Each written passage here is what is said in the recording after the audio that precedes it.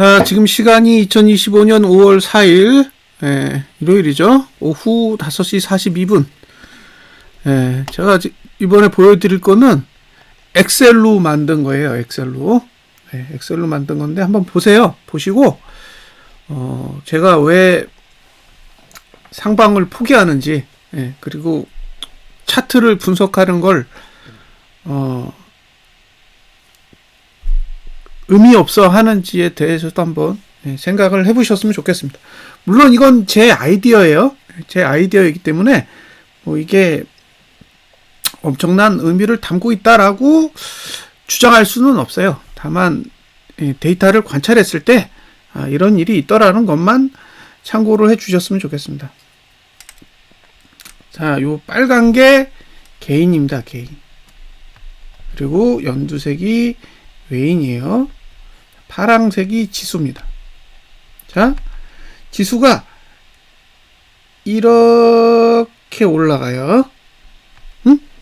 지수가 올라가는 동안에 개인은 쭉 매수했어요. 그러니까 개인이 매수를 해도 증시가 오를 수 있는 거죠. 반대로 외국인은 이렇게 매도했습니다.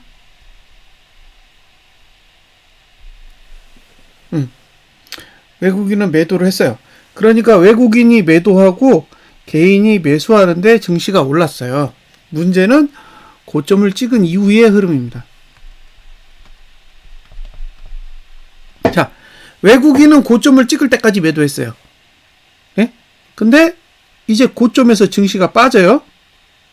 증시가 빠진단 말이야. 그러면은 외국인이 매도하면서 올렸으니까 매수하면서 내릴까요? 그렇지 않아요. 계속 매도합니다.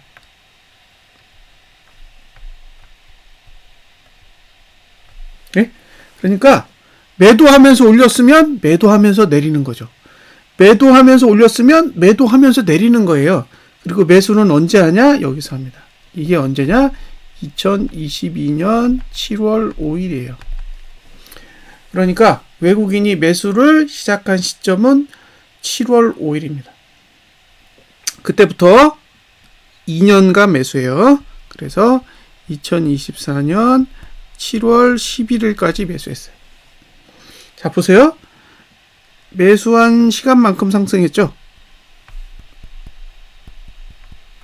자, 외국인이 매수를 시작한 시점에서 매수를 끝내는 시점까지는 상승했어요. 그 안에 파동이 있어요. 그 안에 파동이 있다고. 내리기도 하고 오르기도 하고 내리기도 하고 오르기도 하고 계속 반복했지만 매수를 하는 동안에는 올랐어요. 자, 외국인이 매수를 시작한 시점과 개인이 매도를 시작한 시점이 차이가 있어요. 자, 개인이 매도를 시작한 시점. 그러니까 개인이 매수를 끝까지 했죠. 여기까지. 여기까지 해서 이제 꺾이기 시작합니다.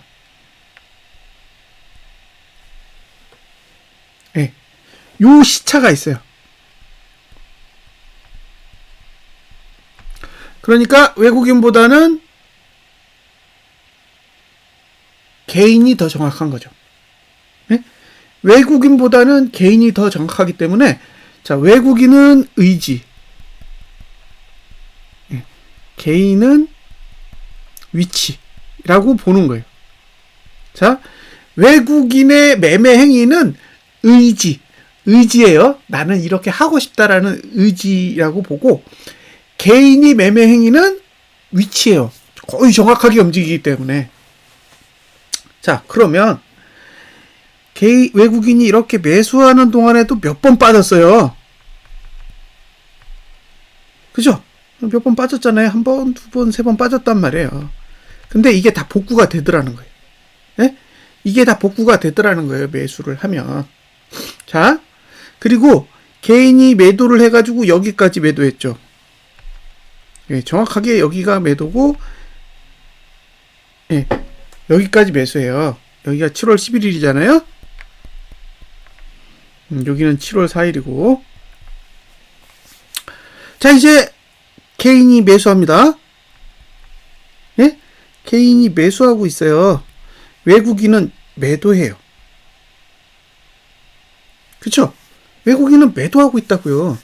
그러니까 올라가려면 어떻게 해야 돼요? 올라가려면 외국인이 매수해야죠. 그쵸? 외국인이 매수해야 올라갈 거 아니에요. 올라가려면 일단 매수해야죠. 응? 근데 매수 안 하잖아요. 매수를 안 한다고요. 네.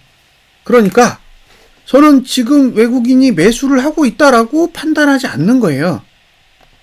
자, 다음 이제 조금 더 디테일하게 볼게요.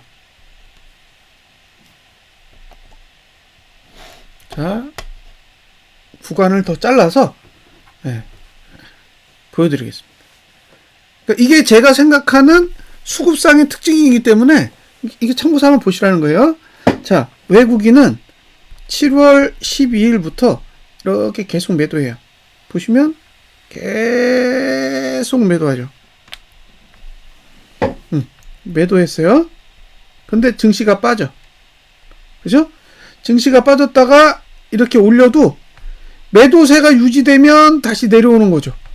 또 올라가도 매도세가 유지되면 또 떨어지고, 또 올라가도 매도세가 유지되면 또 떨어지고, 또 올라가도 매도세가 유지되면 또 떨어지고, 계속 이 집만 반복하는 거예요. 예, 보이시죠? 이게 왜 이런 현상이 일어나냐면 외국인이 계속 매도한다고요. 그러니까 올리면서도 매도, 내리면서도 매도, 올리면서도 매도, 내리면서도 매도, 올리면서도 매도, 내리면서도 매도, 이 짓을 반복하는 거예요. 자, 이거 올렸죠. 근데 정작 여기는 매도했잖아요. 예? 정작 매도했잖아요. 그러니까 올리면서 매도했으니까 내리면서 매도하죠. 예. 그러니까 올라갈 때 매도하면 내려갈 때도 매도하는 거예요. 그게 2020년도 증시 올라갈 때 매도 치고 2022년도 7월 달까지 매도 치는 거랑 똑같은 원리라는 거죠. 올라가면서 매도했으면 내려가면서도 매도한다는 거예요, 지금. 구조적으로.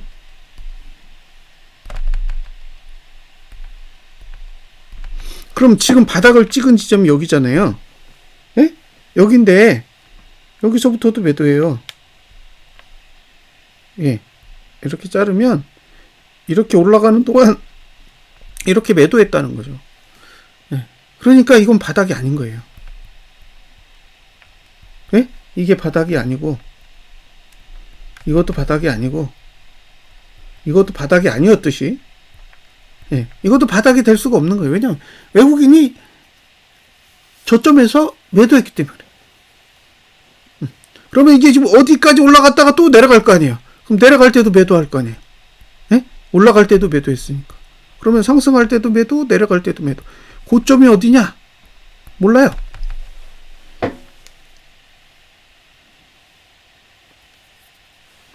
자, 기존의 흐름을 잘 보시면 적어도 저점에서 매수를 해요.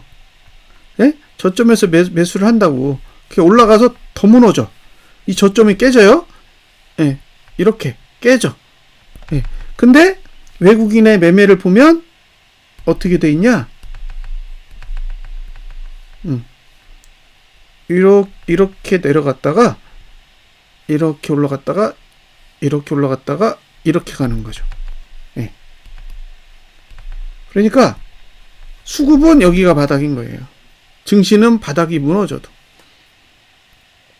근데 문제는 이게 아니라 얘는 올라갔는데 얘가 무너지면 얘가 바닥이 아닌 거지. 그러면 다시 무너뜨리고 바닥을 그린 뒤에 같이 올라가야죠.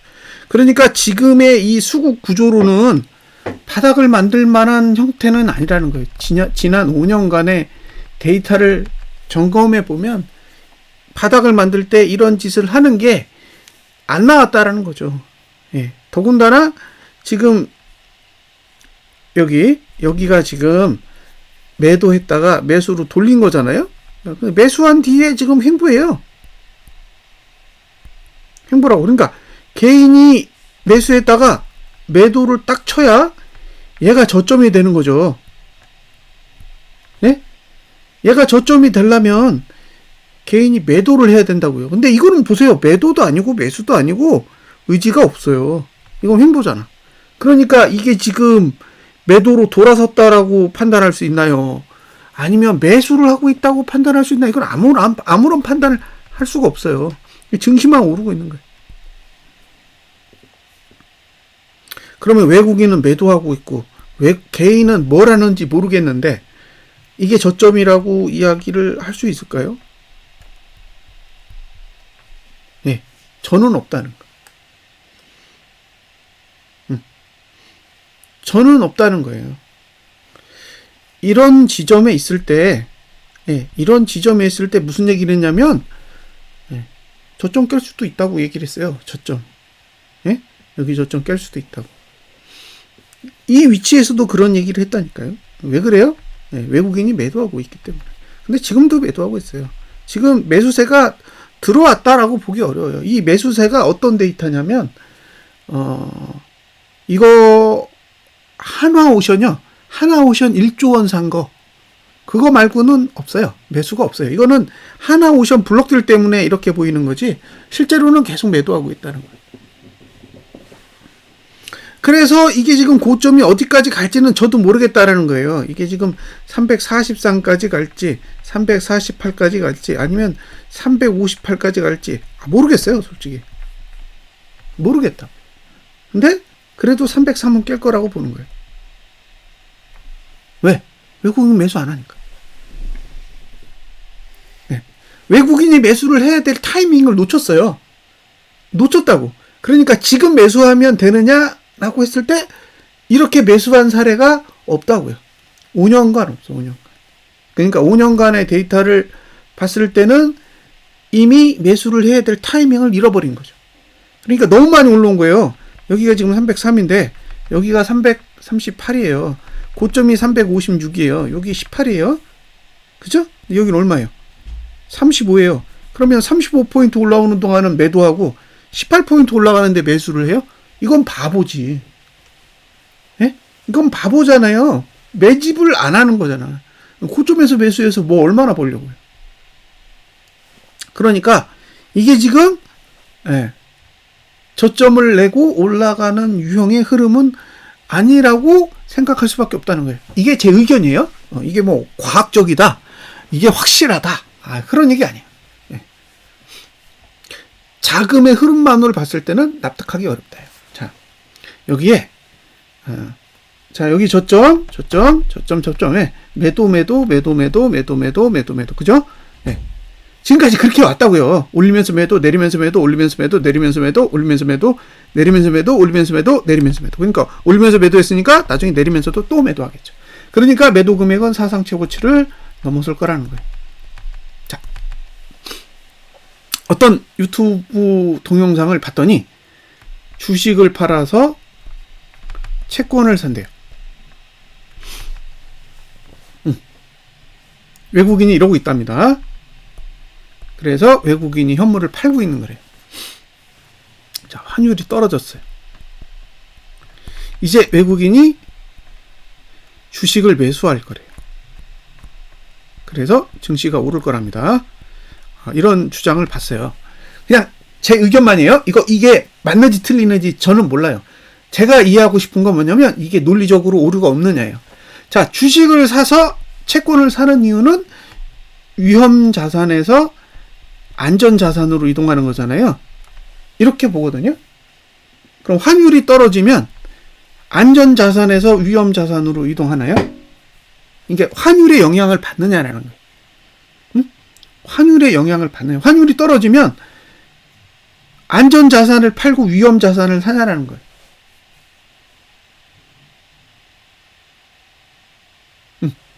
그러면 채권을 매도하겠네요? 주식을 사야 되니까.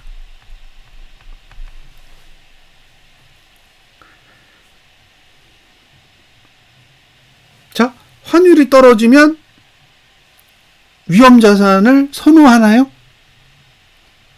위험 자산을 선호하게 되냐는 거예요. 기본적인 트렌드 자체가 위험 자산에서 안전 자산으로 이동하는 건데 환율이 떨어지면 갑자기 위험자산으로 돈이 몰리냐는 거예요. 이게 논리적으로 맞냐라는 거예요. 예? 위험자산에서 안전자산으로 자금이 이동하는 원인하고 환율하고는 관계가 없는 거죠.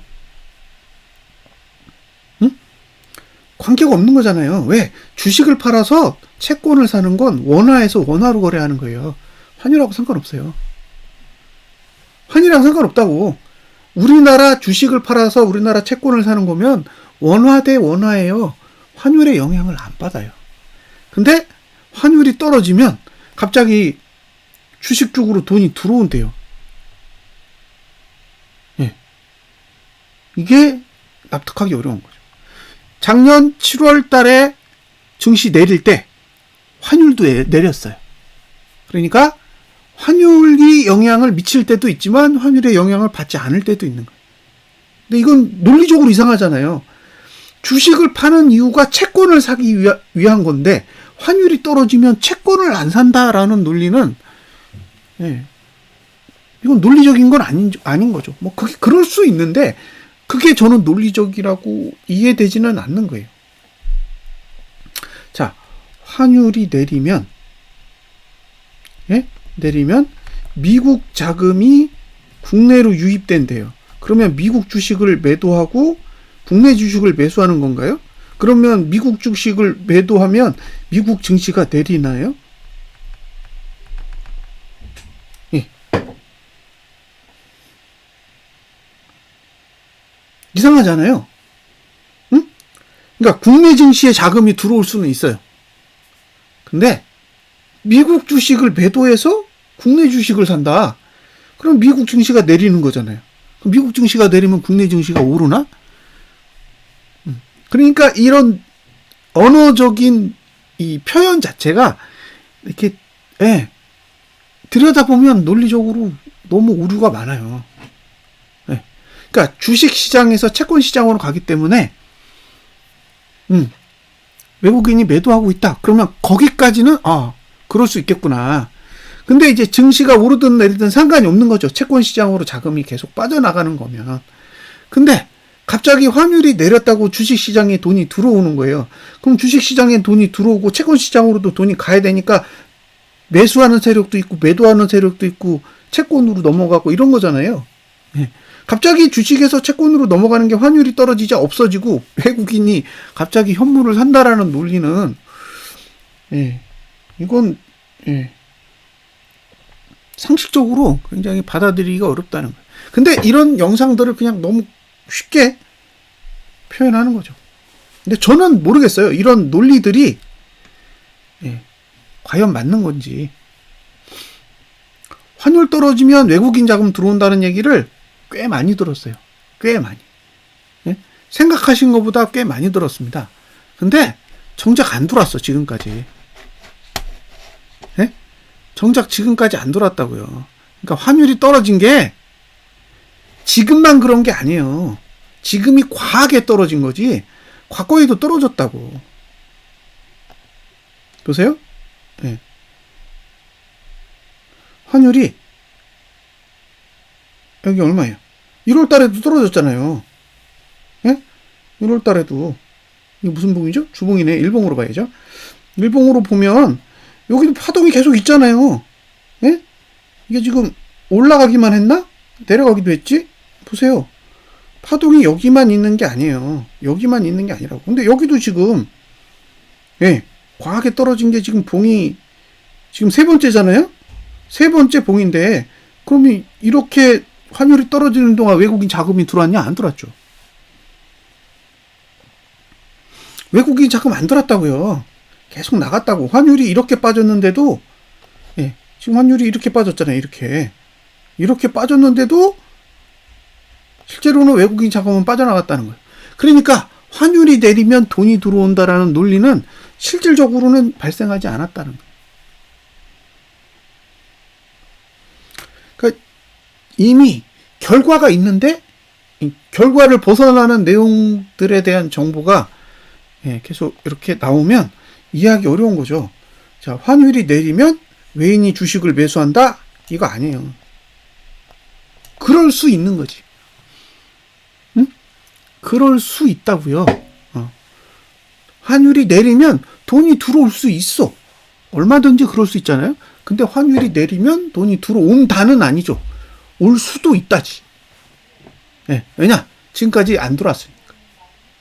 환율이 그렇게 파동을 그리면서 움직였어도 외국인은 계속 누적으로 매도를 하고 있다라는 거는 그냥 목적을 가지고 자금을 운용하는 거지 환율에 반응하는 게 아닐 수도 있다라는 거고, 주식에서 채권으로 이동하는 거면 원화에서 원화로 이동하는 거니까 그냥 환율에 영향 없이 계속 움직이고 있는 걸 수도 있다라는 거예요. 네. 그래서 뭐 어떤 영상을 보든 상관없이 좀 논리적으로 오류가 없었으면 좋겠어요. 그냥 일어나는 현상을 가지고 추정하는 거잖아요. 네. 일어나는 현상을 가지고 추정하는 거잖아요. 데이터는 전혀 그렇게 움직이지 않고 있는데, 그래서 좀 시간이 나시면 데이터를 좀 보셨으면 좋겠어요. 네. 그러니까 지금 자금은 외국인은 매수가 없어요. 순매도예요, 순매도. 블록들 빼고는 없다니까. 그러니까 블록들 1조 빼면은 얼마예요? 지금 41조 매도하고 있는 건데, 네.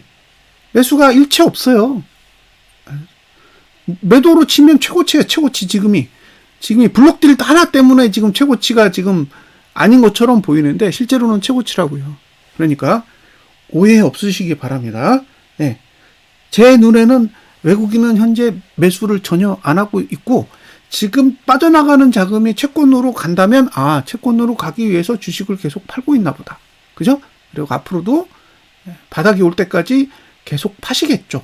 네.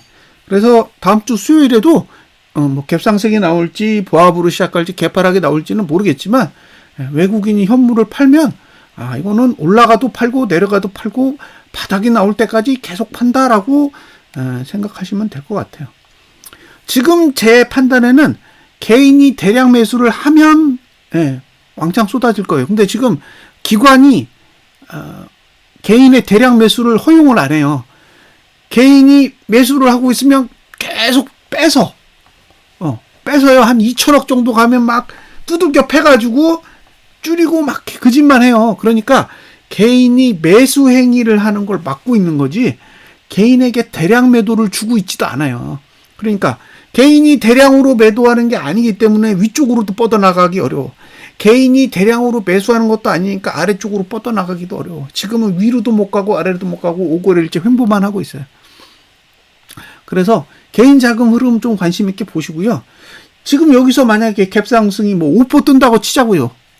5% 뜨면 외국인 매수하나요? 멍청한 거지.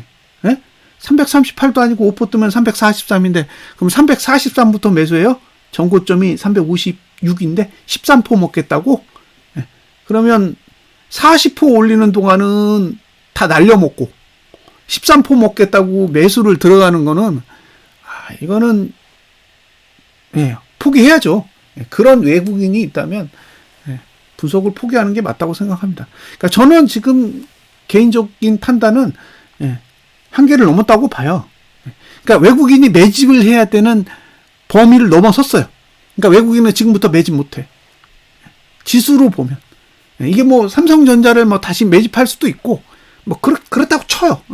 근데 지수로 봤을 땐 지금은 매집할 수 있는 지수의 범위를 넘어섰다라고 생각합니다. 저는. 그래서 포기하는 거예요. 제가 상방을 포기하는 이유는 그런 이유입니다. 외국인이 매집을 해야 되는 어쨌든 그 바운더리가 있잖아요.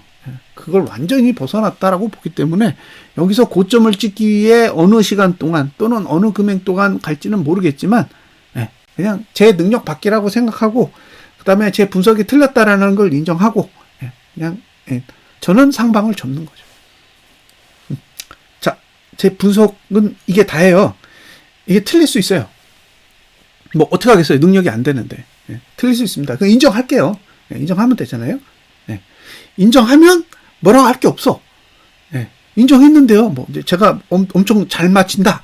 뭐 이 분석이 뛰어나다. 뭐 이렇게 얘기했으면 댓글로 뭐 말도 안 되는 소리 하지 마라. 뭐 이렇게 할 수 있지만 틀릴 수 있다라고 인정했으니까 뭐 그냥 재미삼아 보시면 됩니다. 자, 분석 마치겠습니다. 감사합니다.